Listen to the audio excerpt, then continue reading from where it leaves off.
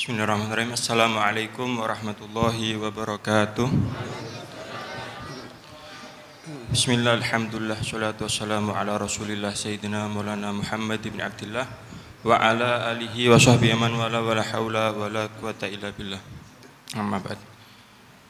Dalam kitab Ihya Ulumuddin, Imam Ghazali menjelaskan penyampaian dari seorang tabi'in, Imam Hasan Al-Basri. Beliau di situ menyampaikan, ya ibna Adam, la yaghurrannaka qaulu man qala al mar'u ma'a man ahab. Fa innaka lan tulhaqa al abrar illa bi a'malihim. Beliau menyampaikan, wahai anak Adam, janganlah kau tertipu dengan orang yang selalu meneriakkan jargon. Orang pokok cinta ya bareng nanti. Orang pokok cinta nanti bareng. Katanya beliau, tidak bisa dikatakan seperti itu kecuali engkau beramal sebagaimana amalnya mereka. Jadi kita tidak bisa hanya modal mahabbah, cinta tanpa mengikuti, kemudian kita bisa dibarengkan dengan mereka.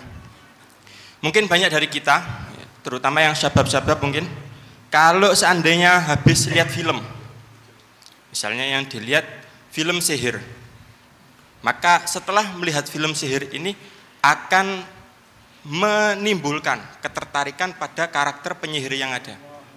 Apa yang dilakukan setelahnya? Mengikuti. Nanti dia pakai sapu, dia hoyal terbang. Nanti dia pakai rotan, hoyal jadi tongkat sihir. Ucapan-ucapan yang dia tidak tahu rela diapalkan supaya kelihatan sama. Kenapa? Karena dari mendengar, dari melihat memunculkan rasa ketertarikan, kecintaan, kemudian berbuah pada mengikuti apa yang dikerjakan sama yang dicintai. Begitu juga kalau seandainya ada di antara kita yang misalnya lihat film action, oh karakternya itu dingin, cool, diem, tidak banyak gerak, pandangannya tajam, kalau dia ngomong tidak jawab, cuma dilirik, sekali gerak 7 mati misalnya kayak gitu. Maka efeknya nanti setelah dia lihat film itu kayak gitu juga, dia ngomong diem.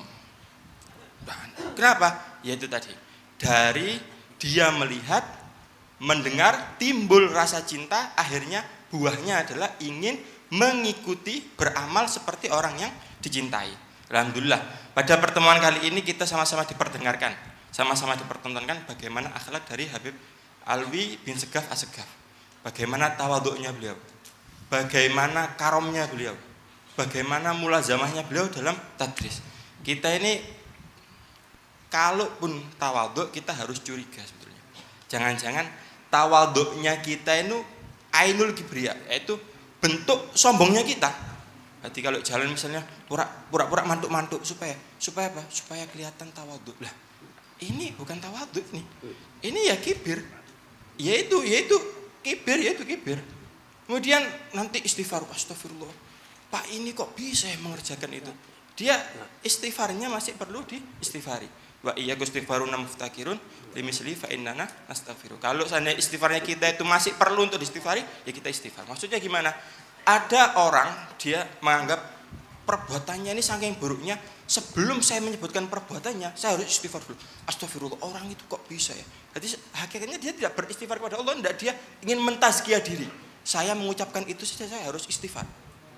Nah, ini ya susah ya. Kita berharap semoga Allah SWT ngasih kita bimbingan, Allah menakno hati ini kita, ditoto semua hati, tawaduknya tawaduk yang beneran, istighfarnya istighfar yang beneran, nanti tasbihnya tasbih yang beneran, dan seterusnya. Kemudian bagaimana lomannya beliau, loman, sangat karom. Bahkan tadi diceritakan bagaimana beliau ketika berangkat mau sholat id diparani sama fakir, Beb saya belum dapat jatah sarung. Sarungnya beliau dilepas, pakai yang lama yang baru dikasihkan. Nah kita ini kadang macam-macam.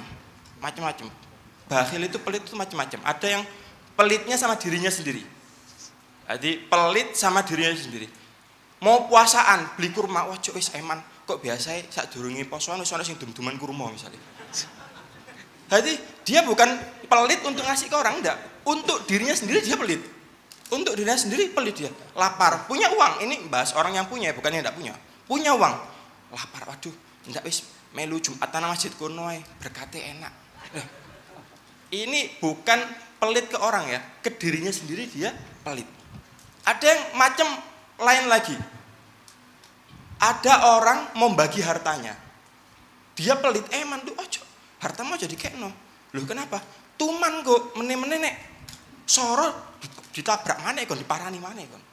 Jadi dia bukan pelit sama hartanya. Orang mau ngasih ke orang lain, dia pelit. Nggak ikut punya harta.